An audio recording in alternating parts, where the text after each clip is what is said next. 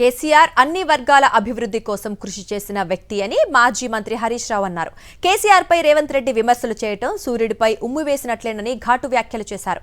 నమ్మకం, భక్తితో అనేక దేవాలయాలను సందర్శిస్తానని, తిరుమల, శ్రీశైలం, మూకాంబిక అమ్మవారి ఆలయాలకు పలుమార్లు వెళ్లినట్లు తెలిపారు.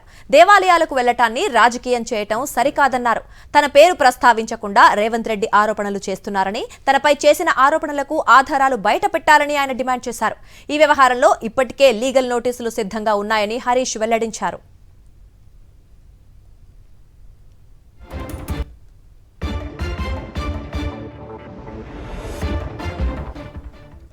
తెలంగాణ ఉద్యమంలో తనపై 370 కేసులు నమోదయ్యాయని, మెదక్ జిల్లా జైలులో 3 రోజులున్నట్లు హరీష్ రావు చెప్పారు.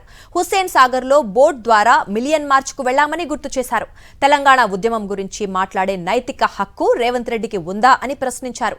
రేవంత్ రెడ్డి భాష, తీరు అసహ్యంగా ఉందని విమర్శించారు. బీజేపీలోకి వెళ్తారంటూ 3 నెలల పాటు మాట్లాడిన ముఖ్యమంత్రి ఇప్పుడు పూజల అంశాన్ని తెరపైకి తెస్తున్నారని ఆయన మండిపడ్డారు. కేసీఆర్ కు అసెంబ్లీలో ఛాంబర్ ఇవ్వకుండా రేవంత్ రెడ్డి రాజకీయాలు చేస్తున్నారని, తమకు కేసీఆర్ ఒక్కరే చాలన్నారు.